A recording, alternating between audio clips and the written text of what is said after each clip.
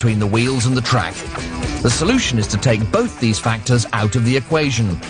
It sounds like science fiction, but trains that do just that really exist, and they're called maglev, which stands for magnetically levitating trains. There are no overhead power cables because the power source is built into the track. There's no friction from the wheels because, well, there aren't any wheels.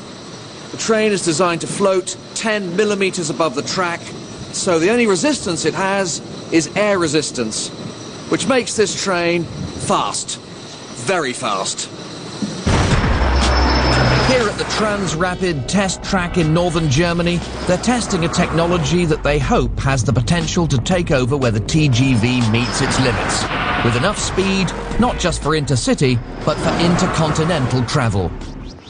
But like so many record-breaking trains of the past, not one, but two rival operations have been battling it out to turn this technology into the world's fastest passenger service. The German Transrapid system and the Japanese JR Maglev.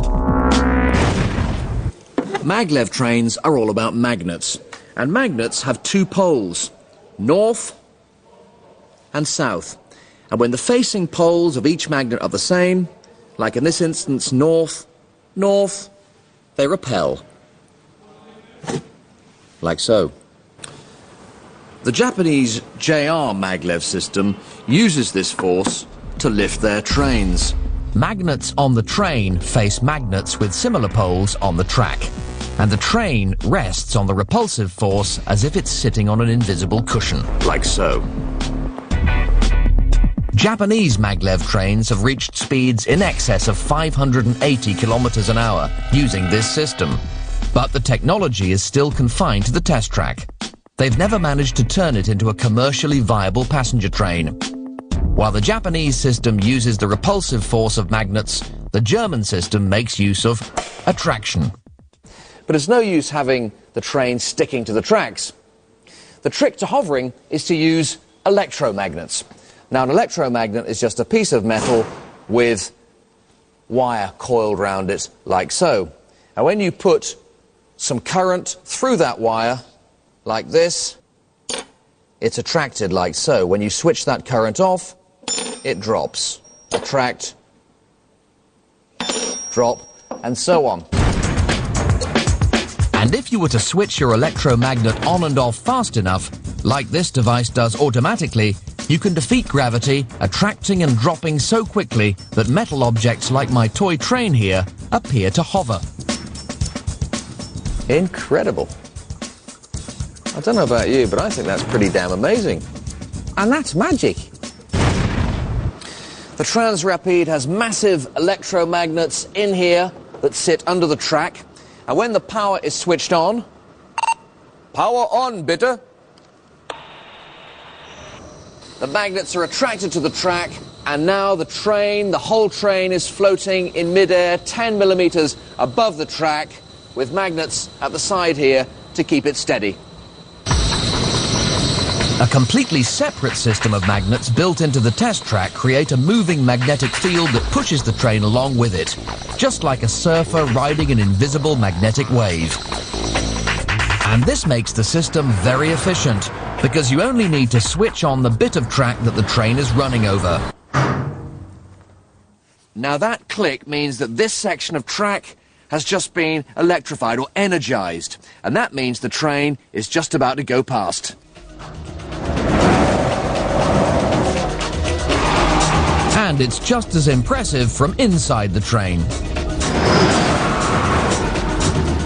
We're now approaching the fastest part of the track. Let's go and take a look and see what speed we're actually doing. If I go up here and just check the driver's screen, and we're doing over 300 kilometers per hour. We're still increasing speed now. It's probably about 325, 330. That's already faster than the TGV, and we're still picking up speed.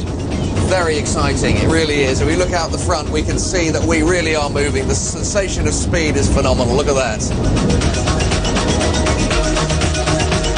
We're now approaching the top speed, 390, 400. We are at 400 kilometers an hour. At that speed, you could go right across Europe from Paris to Moscow in just 6 hours. On October the 11th, 2003, the Germans got one up on the Japanese when a 30-kilometer track between the city of Shanghai and its airport opened its doors to the public. Using the German Transrapid technology, this billion-euro project became the world's fastest passenger train, regularly topping 430 kilometers an hour.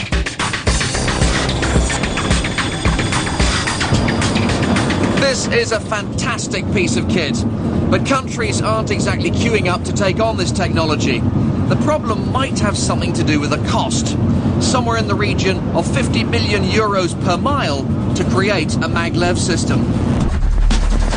Unlike City of Truro and the TGV, it seems that for maglev, simply being the fastest isn't going to be enough. Maglev is going to have to get an awful lot faster.